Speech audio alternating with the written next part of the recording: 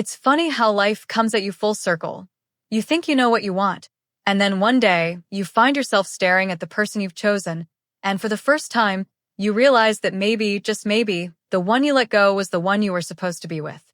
I didn't expect that to happen, especially not after all the years I'd spent with my husband.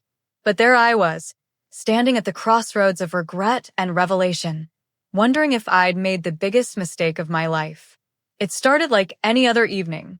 We were sitting in the living room, the TV quietly playing in the background, the air filled with that almost uncomfortable silence that only longtime couples know. My husband, Jason, was scrolling through his phone, and I was fiddling with the hem of my sweater, lost in thought. I knew something was off. I could feel it in my bones. The spark was gone. We were no longer the couple who laughed together or shared secrets under the covers late at night. We had drifted apart, and I knew I had played a part in that. But the truth had been haunting me for months. My thoughts kept drifting back to Michael, my first love, the one I had let go, the one who had always been there in the back of my mind, even when I had pushed him out, telling myself that I was happy with Jason. But was I really? Or was I just afraid to admit that I had made the wrong choice? I remember the day Jason and I had met. It felt like fate. He was charming, kind, everything I thought I needed.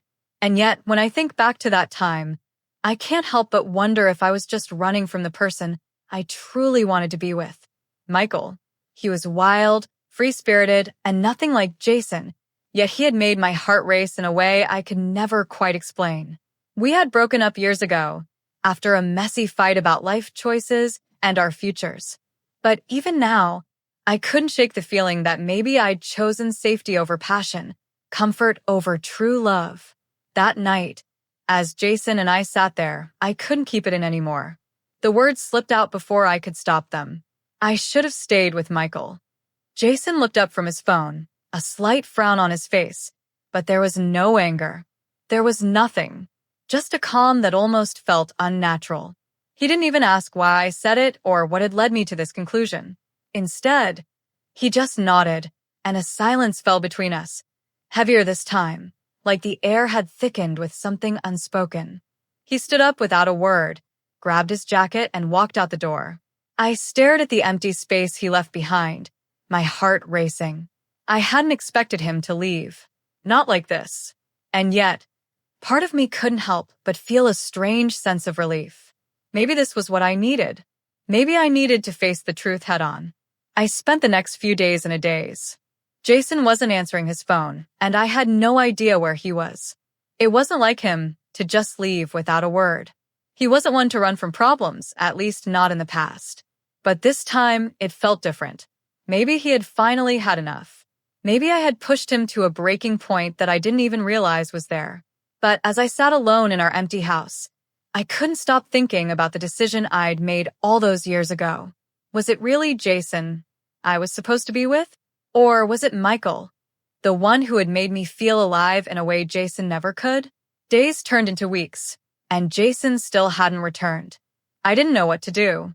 I felt like I was floating, lost in a sea of uncertainty, and the only thing that seemed real was the memory of Michael. The way he used to look at me like I was the only thing that mattered.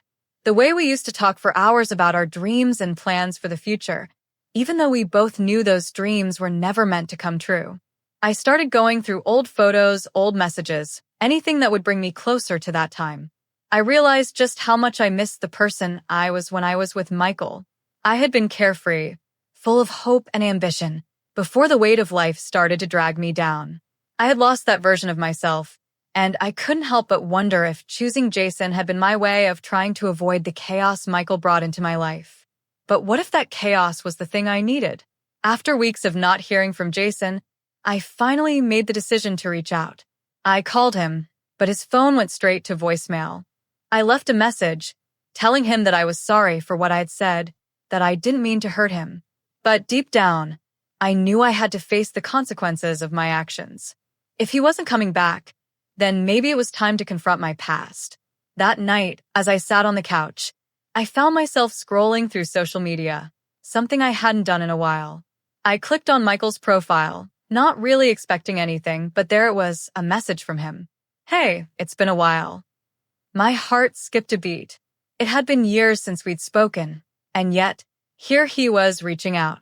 I hesitated for a moment, unsure of what to say, but then I typed back, yeah, it really has. We spent the next few hours talking, catching up on life, and the old feelings started to flood back. Michael told me about his life, his travels, his adventures, and I told him about mine. But it wasn't just small talk. We talked about the past, about the choices we had made, and about what we both wanted now. He didn't ask me if I was still with Jason, and I didn't bring it up. It felt like time had erased the boundaries that once stood between us.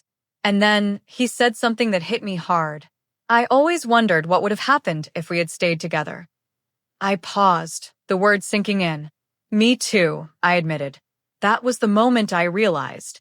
I had spent so much time running from my feelings, from the truth, that I had forgotten what it felt like to be truly in love. It wasn't about safety or stability. It was about passion, about feeling something real and raw. I had chosen a life that was comfortable, but I had lost a piece of myself along the way. And now, as I sat there talking to Michael, I saw the truth. The truth about the life I had built and the life I had abandoned. I didn't know what was going to happen next, but I knew one thing for sure. I couldn't go back. Not to Jason. Not to the life I had known. Sometimes, the hardest thing to do is face the truth, especially when it means letting go of what you thought was your perfect life. But now, I finally understood what I had lost all those years ago, and I was ready to find out if it was too late to reclaim it.